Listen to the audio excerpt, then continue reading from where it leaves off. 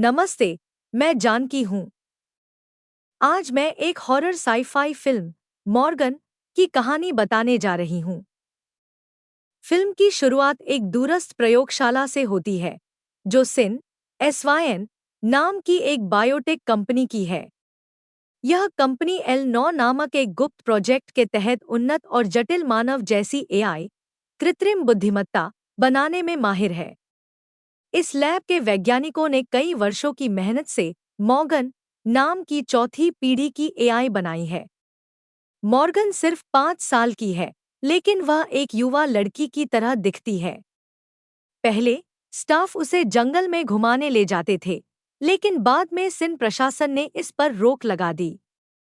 अब मॉर्गन को ज्यादातर समय कांच के कमरे में ही बिताना पड़ता है। एक दिन डॉक्टर कैथी ग्रिफ लंच के लिए मॉर्गन के कमरे में आती हैं। जब वे प्लेट लगाती हैं, तो मॉर्गन अपने हाथों को ध्यान से देख रही होती है। कैथी बताती हैं कि उन्होंने प्रशासन से निवेदन किया है कि मॉर्गन को फिर से बाहर जाने दिया जाए, लेकिन उन्हें कोई सकारात्मक जवाब नहीं मिला। अचानक मॉर्गन मेज पर रखी प्लेटें गिरा देती है, मेज पर चढ़ जाती है और कैथी पर हमला कर देती है। इससे पहले कि वह और नुकसान पहुंचा सके, 2 डॉक्टर अंदर आकर उसे बेहोश कर देते हैं। इस घटना की सुरक्षा फुटेज सिन मुख्यालय भेजी जाती है। इसके बाद प्रशासन ली वेदर्स नाम की जोखिम प्रबंधन विशेषज्ञ को प्रयोगशाला भेजता है। वहां पहुंचने पर टेड ब्रेनर, जो इस प्रोजेक्ट का मैनेजर है, उसका स्वागत करता है। वह उसे लैब का दौरा कराने की पेशकश करता है, लेकिन ली मना कर देती है। फिर वह डॉक्टर एमी मेंसर से मिलती है, जो इस प्रोजेक्ट की व्यवहार विशेषज्ञ हैं।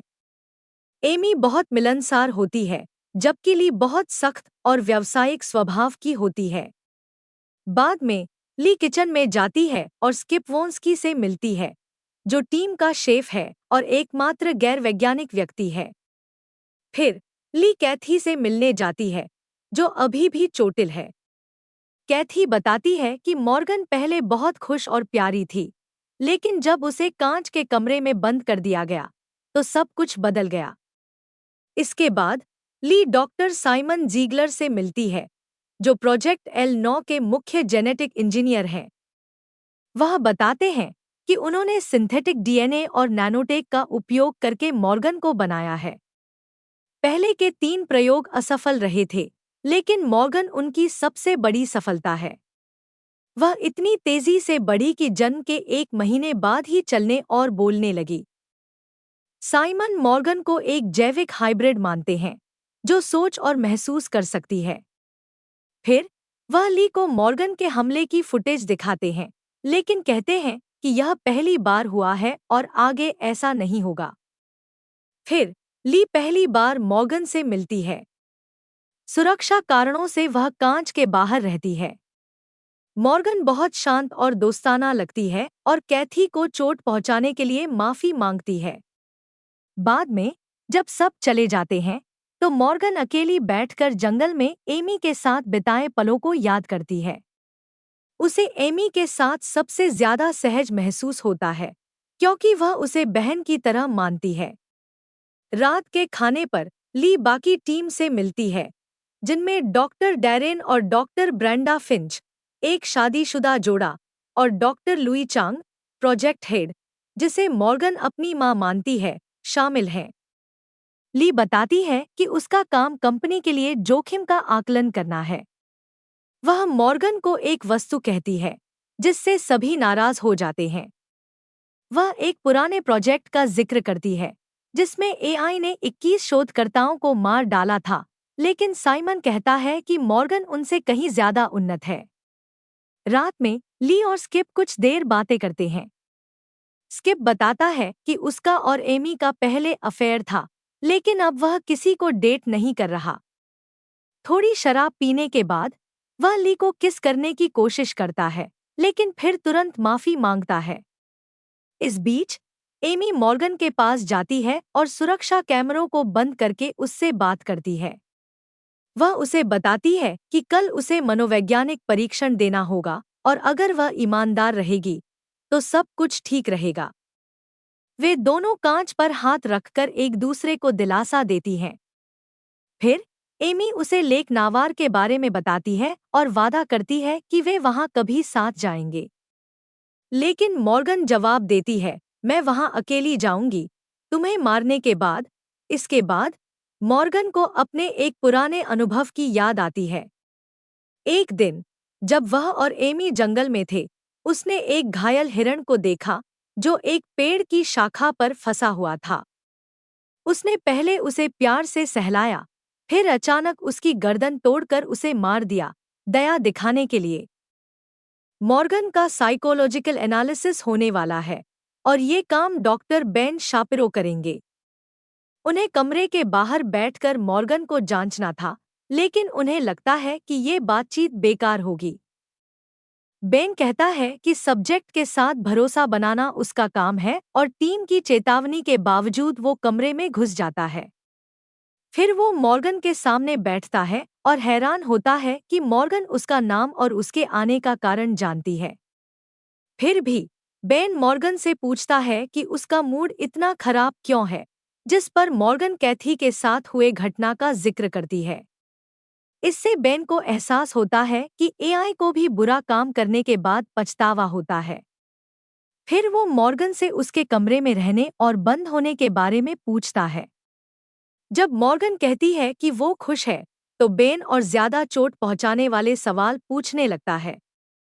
बेन कहता है कि लैब के लोग उसके दोस्त नहीं हैं, क्योंकि उन्होंने उसे इस कमरे में बंद कर रखा है। बातचीत के बीच में बेन ये जांचने का फैसला करता है कि एआई गर्म माहौल को कैसे संभालती है। वो अपनी आवाज उठाता है और पूछता है कि अगर वो डॉक्टर्स को मॉर्गन को खत्म करने की सलाह दे या उसे घर बेचकर चले जाने को कहे, तो मॉर्गन क्या करेगी। अचानक मॉर्गन की आंख से आंसू निकल आता है और वो टूट जाती है। वो अपने हाथों को देखती है और बेन को दीवार से टकरा देती है, फिर उस पर झपटती है। वो उसके गले में जोर से काटती है और एक टुकड़ा नोच लेती है, जिससे डॉक्टर खून से लथपथ हो जाता है। तुरंत पूरी टीम को इस हंगामे की सूचना मिलती है और डैरेन मॉर्गन को फिर से शांत करने की कोशिश करता है। लेकिन मॉर्गन बेन को ढाल बनाकर डैरेन को जमीन पर गिरा देती है।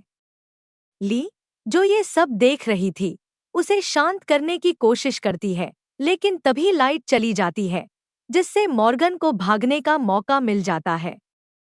ली जल्दी से एक ट्रैंक्विलाइजर लेती है ताकि एआई को ज्यादा दूर न जाने दे। लेकिन मॉर्गन जल्द ही बाहर निकल आती है और एमी को इवैल्यूएशन के नतीजे का इंतजार करते देखती है।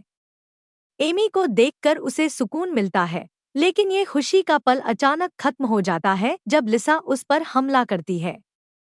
जब मॉर्गन होश में आती है, तो खुद को फिर से लैब में पाती है और तुरंत अपने किए के लिए माफी मांगती है। डॉक्टर्स की टीम बहस करती है कि उसके साथ क्या करें और कंपनी के लिए क्या सही होगा। इस प्रोजेक्ट की चीफ, डॉक्टर लुई, मॉर्गन को खत्म करने पर अड़ी हुई है, जबकि साइमन उसे एक और मौका देना चाहता है। लेकिन चीफ अपने फैसले पर अटल रहती है, जिससे साइमन टूट जाता है और चला जाता है। बाद में टर्मिनेशन प्रोसीजर की तैयारी करते हुए पूरी टीम भावुक हो जाती है। मॉर्गन उनके दिल के करीब आ चुकी है और उनकी दिनचर्या का हिस्सा बन गई है। एआई कमरे में मौजूद सभी से उसे मारने नहीं की गुहार लगाती है, यहाँ तक कि अपनी मां डॉक्टर लुई को भी पुकारती है। इससे चीफ भावुक हो जाती है, लेकिन वो मॉर्गन से सिर्फ माफी मांगकर चली जाती है। ये लुई के लिए बुरी तरह खत्म होने वाला है। इसके बाद मॉर्गन को शामक दिया जाता है, जो जल्द ही उसे बेहोश कर देता है। साइमन और डॉक्टर लुई वहां से चले जाते हैं, क्योंकि वो जो होने वाला है उसे बर्दाश्त नहीं कर पाते। डैरेन, जिसे मॉर्गन को घातक इंजेक्शन देने का काम सौंपा गया था, भी अपना मन बदल लेता है और अपनी पत्नी के साथ लैब छोड़ देता है। मेडिकल टीम के न होने पर ली खुद प्रोजेक्ट L9 को खत्म करने का फैसला करती है, लेकिन टेड उसे रोकता है। ली उसके चेहरे पर मुक्का मारती है और उसे गन से धमकाती है, लेकिन तभी एमी उसे शामक का इंजेक्शन दे देती है, जिससे वो बेहोश हो जाती है। जब ली होश में आती है तो खुद को मॉर्गन के कमरे में बंद पाती है और टेड को बाहर खड़ा देखती है। वो उसे कमरे से बाहर निकलने के लिए कहती है, लेकिन टेड उसकी धमकियों को नजरअंदाज कर देता है। अगले सीन में एमी, टेड, ब्रेंडा और डैरेन मॉर्गन को लैब से सुरक्षित निकालने के लिए सामान इकट्ठा करते हैं। डैरेन फिर एआई को जगाने की कोशिश करता है, लेकिन अचानक सब कुछ बिगड़ जाता है। मॉर्गन का व्यवहार पूरी तरह बदल जाता है और वो डैरेन के चेहरे पर जोरदार प्रहार करती है। फिर वो घातक इंजेक्शन लेकर उसकी छाती में घुसा देती है, जिससे वो मर जाता है। डर के मारे टेड उसके चेहरे पर गन तान देता है, लेकिन मॉर्गन हथियार छीन लेती है और उसे गोली मार देती है। फिर वो बेरहमी से उसका काम तमाम कर देती है, जबकि ली ग्लास रूम के अंदर से ये सब देख रही होती है। बाहर ब्रेंडा सामान अपनी कार में लादती है और स्किप को जाने के लिए तैयार रहने को कहती है। स्किप कुछ समझ नहीं पाता, लेकिन जल्द ही वो मॉर्गन को एमी के साथ लैब से बाहर आते देखता है। उसे तुरंत एहसास हो जाता है कि कुछ गड़बड़ है और वो ली को ढूंढने के लिए वापस बिल्डिंग में दौड़ता है। जब ब्रेंडा एमी से मिलती है तो उससे अपने पति के बारे में पूछती है, लेकिन डरी हुई एमी एक शब्द भी नहीं बोल पाती। तभी एआई अचानक ब्रेंडा के पीछे से गन तान देती है। डॉक्टर को समझ आ जाता है कि क्या हो रहा है और वो जल्दी से हमला करने की कोशिश करती है, लेकिन मॉर्गन की ताकत के आगे वो टिक नहीं पाती और आखिरकार ब्रेंडा की मौत हो जाती है। बदला लेने की चाह में मॉर्गन रेजिडेंशियल क्वार्टर की तरफ बढ़ती है, जहां उसे कैथी दिखती है। बेचारी औरत दोस्ताना अंदाज में मॉर्गन के पास जाती है, हे बेब, कैसी हो? लेकिन मॉर्गन उसे बेरहमी से मार डालती है।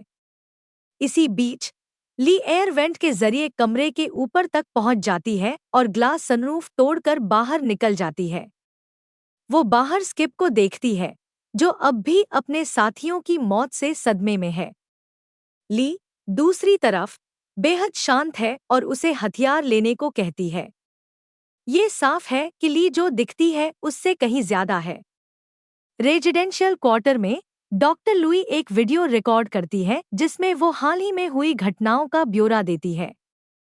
लेकिन वीडियो पूरा करने से पहले ही मॉर्गन कमरे में आ जाती है, अपनी माँ के पास जाती है और उसके माथे पर चुंबन भी लेती है। फिर अचानक वो उसका गला घोंट देती है और ये हत्या कैमरे में कैद हो जाती है। कुछ देर बाद ली रेजिडेंशियल क्वार्टर पहुंचती है और साइमन का लाश को कैबिनेट से लटका हुआ पाती है। वो आसपास देख रही होती है कि तभी मॉर्गन एक कोने से निकलकर उस पर हमला कर देती है। दोनों के बीच भीषण मुकाबला होता है और वो एक दूसरे को कमरे में इधर-उधर फेंकती हैं। लड़ाई के दौरान मॉर्गन ली पर झपटती है, लेकिन दोनों खिड़की से बाहर गिरकर नीचे खड़ी कार पर जा गिरती हैं।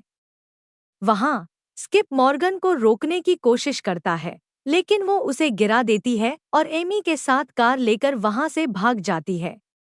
दृढ़ निश्चयी ली फिर अपनी कार में बैठती है और भगोड़े एआई का पीछा करती है।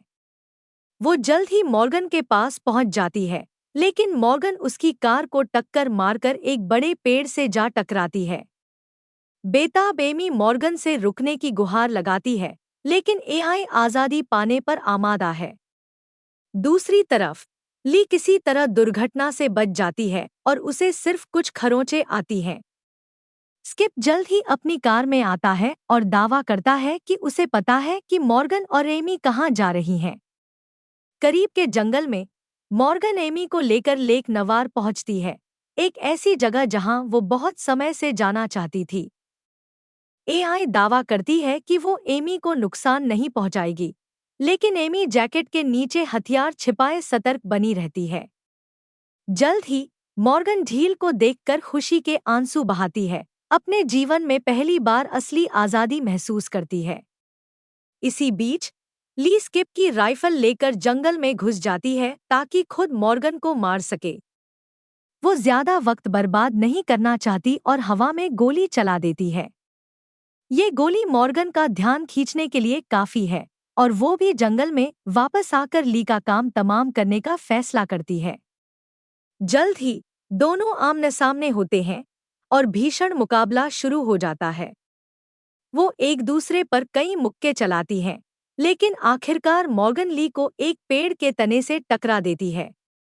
ली की छाती में एक टहनी घुस जाती है। ये नज़ारा बिल्कुल वैसा ही होता है जैसा मॉर्गन ने पहले हिरण को मारते वक्त देखा था। लेकिन इस बार मॉर्गन दया दिखाती है और ली को खून बहते छोड़कर चली जाती है। वो जल्द ही झील पर वापस आती है और एमी के साथ भागने की कोशिश करती है, लेकिन एक चौंकाने वाले मोड़ में ली उस जगह पर पहुंचती है, लगभग बिना किसी चोट के, बस कुछ खरोंचों के साथ। वह मॉर्गन को झील में धकेलती है और उसे पानी के अंदर तब तक दबाए रखती है जब तक वह हिलना बंद नहीं कर देती। इसके बाद ली एमी से पिस्तौल लेती है और उसके सिर में गोली मार देती है।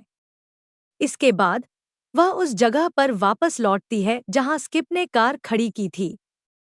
हैरानी की बात यह है कि ली उसे भी गोली मार देती है, जिससे प्रोजेक्ट L9 का आखिरी सदस्य भी मारा जाता है। इस घटना के बाद वरिष्ठ प्रमुख जिम ब्राइस अन्य बोर्ड सदस्यों के साथ इस घटना पर चर्चा करते हैं और प्रोजेक्ट L9 को विफल घोषित कर देते हैं। इसके बाद हम ली वेदर्स को एक स्थानीय रेस्टोरेंट में देखते हैं, हमेशा की तरह शांत और भावनाहीन। काफी अजीब तरीके से वह अपने हाथों को देखती है, एक ऐसा इशारा जो मॉर्गन के समान है। फिल्म का अंत होता है जब हमें पता चलता है कि वह भी एक बायो इंजीनियरिंग से बनी प्राणी है, खास तौर पर बिना किसी भावना के आदेशों को पूरा करने के लिए बनाई गई है। इस तरह की और वीडियो के लिए सब्सक्राइब करें, नोटिफिकेशन चालू करें और चैनल की मदद करने के लिए वीडियो को लाइक करें। देखने के लिए धन्यवाद।